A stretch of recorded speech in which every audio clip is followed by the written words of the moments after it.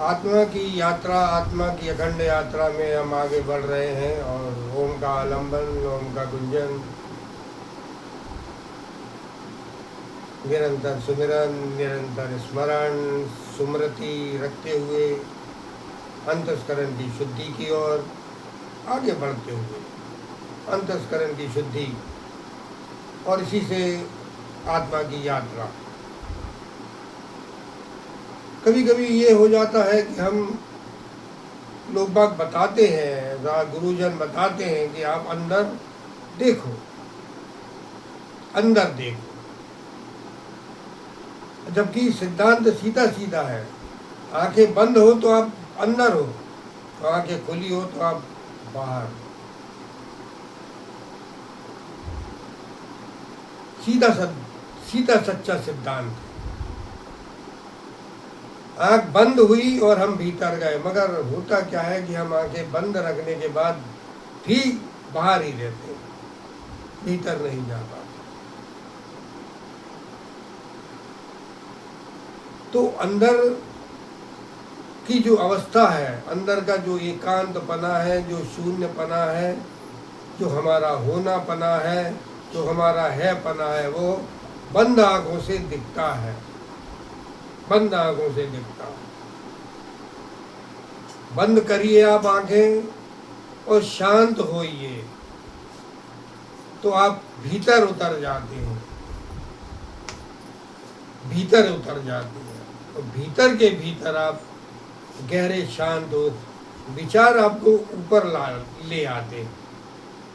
कोई भी विचार आएगा तो आप ऊपर आ जाओगे, इसलिए विचारों को शांत रखिए। विचार शून्य अवस्था जो रहती है सिद्धों की, संतों की, साधुओं की, विचार शून्य अवस्था, तो एकदम विचार शून्य अवस्था अभी नहीं बन पाएगी आपकी, क्योंकि निरंतर विचार हमारे मस्तिष्क में घूमते रहते हैं। लेकिन आहिस्ता आहिस्ता जब आप इस यात्रा पे निकलते हो, इस आत्मा की अखंड यात्रा में, तो वो विचार शून्य अवस्था बनने लगती है कि हमें विचार नहीं करना, और विचार अगर आ रहा है तो उसको उंगली नहीं करना, उसको सिर्फ साक्षी दृष्टा में देखना, सिर्फ साक्षी दृष्टा बनकर देखना कि विचार आया, रोका, गया। उस विचारों को उंगली मत करो, उलझ जाओगे। तो भीतर जब आप भीतर जाओ और विचार आए तो उनके साक्षी बनो आप। ऐसे साक्षी साक्षी में आप की अवस्था विचार शून्य की बनने लगती है, विचार हल्के हो जाते हैं, विचारों का जो उद्वेष है, उद्वेग है, वो शांत होने लगता है। और विचार, देखो आपको बात याद रखना पड़ेगी कि रात में नींद आपको जब ही आती है जब आपके विचार शांत हो जाते हैं। जब तक विचार शांत नहीं होते हैं या किसी दिन आप विचारों से हैरान परेशान हो जाते हो तो उस रात नींद नहीं लगती है। कोई विचार आपको परेशान लगाता, कोई विचार ऐसा आ जाता है मन में जो जिसकी वजह से आपको कोई हैरानी है, परेशानी, तो वो विचार की वजह से आपको नींद नहीं लग पाती। सुबह के भले ही बंद करके आप लेट जाते हो मगर आप सो नहीं पाते हो, क्योंकि बिना विचार शांत हुए जैसे नींद नहीं लगती, ऐसे ही बिना विचार शांत किए ध्यान नहीं लगता, नहीं लग सकता ध्यान, तो भटकाता है विचार हमें। तो विचार जो जो शांत होंगे त्यों तो आप भीतर उतर जाएंगे, गहराई में उतर जाएंगे। ये सिद्धांत है।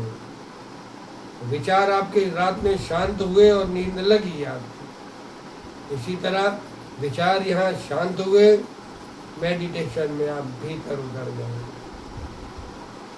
ध्यान की गहन अवस्था में उतर सकते हो आप, विचार शून्य की अवस्था में। विचार नहीं चाहिए। विचार ही तो भटकाता है यार। और आप जब भीतर उतर जाते हो तब भीतर आपको आपके अलावा कोई नहीं मिलेगा। भीतर बाकी तो शरीर है, शरीर में हाड़ मांस है, और क्या है? कुछ नहीं है शरीर में। लेकिन जो अंतस्करण है हमारा, उस अंतस्करण में ये विचार शून्य की जो अवस्था है वो हमें गहराई में उतार देती है। तो वहाँ हमारे अपने अलावा कोई नहीं रहता। अपने अलावा यानी हमारा होनापन, जो स्वयं प्रकाश है, जो स्वयं साक्षी है, स्वयं दृष्टा है, वो आत्मा, वही आत्मा हमें मिलती है भीतर। मतलब हमें मिलती है, मतलब है तो हम आत्मा, आत्मा को ही आत्मा मिल जाती है। ये थोड़ा समझने में समय लगेगा, शब्दावली तो ऐसी रखना पड़ेगी हमें, लेकिन समझने में आपको थोड़ा समय लगेगा, तो लगने दो, कोई हर्ज नहीं है, समझ में सब आ जाएगा। क्योंकि अकेला शरीर तो मतलब शरीर, अकेला शरीर तो कोई अर्थ रखता ही नहीं है, शव है वो। हमारे होने से जिंदा है वो शरीर, हमारे आत्मा, हमारे अपना, हमारे होने से यानी हमारी आत्मा के होने से जिंदा है वो शरीर, वरना तो वो शरीर शव है। तो हम अपने आप से मिलते हैं भीतर, उस अपने होने से मिलते हैं, उस हैपने से मिलते हैं। वही होनापन हमें भीतर मिलता है जहाँ पर वो कोई कुछ नहीं होता, शरीर बस स्थिर रहता है। हम भीतर उतर जाते हैं गहराई में, गहराई में, तो वहाँ पर हमको हम ही मिल जाते हैं और हम शांत हो जाते हैं, आनंद में डूब जाते हैं। तो इस तरह विचार अहमियत रखते हैं। विचार जब तक आपके शून्य नहीं होंगे, एकदम शून्य नहीं हो पाए तो ना सही, विचार भी रात में सोते समय एकदम विचार समाप्त नहीं होते, थोड़े थोड़े हल्के होते जाते हैं, और हल्के हल्के में कुछ विचार आते हैं, कुछ नहीं आते, और नींद लग जाती है। इसी तरह एकदम विचार शून्य होना आवश्यक नहीं रहता है, लेकिन विचार शून्य की स्थिति तो, मतलब स्थिति में तो आओ, विचार शून्यता की अवस्था में तो आओ, ताकि विचार हल्के हल्के हल्के हल्के और हल्के हल्के होते जाए विचार, और फिर बस मेडिटेशन, गहन शांति, और आप आनंद में डूब जाओ, आनंद में डूब जाओ।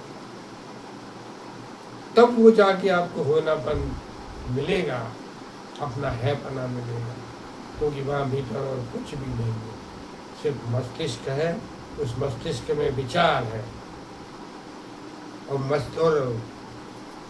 मन के विचार और बुद्धि, ये इन दोनों की गड़बड़ी से सब काम गड़बड़ हो जाए, मन और बुद्धि, और इनका रहना भी जरूरी है।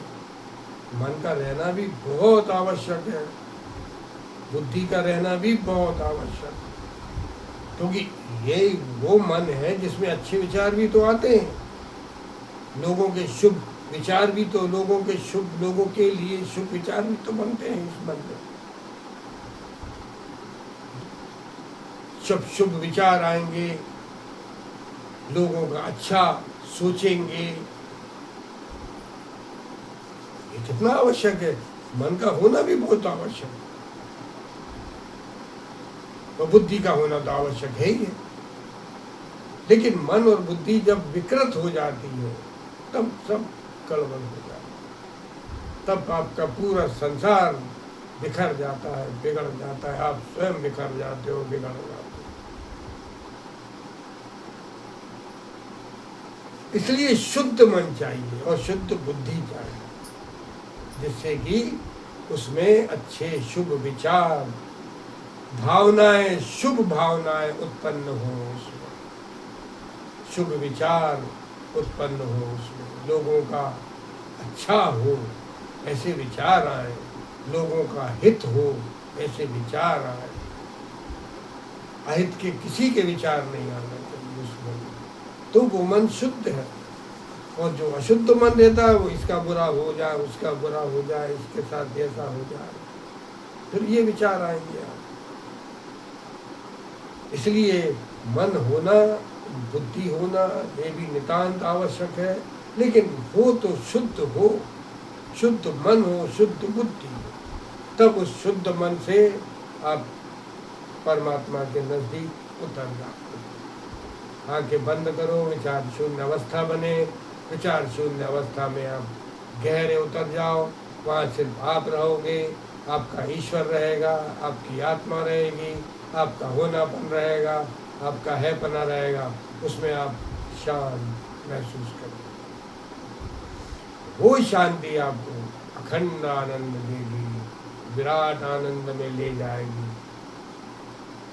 और ये विराट आनंद आपको ईश्वर तक ले जाएगा, परमात्मा तक ले जाएगा। अगला अपन आगे देखते हैं।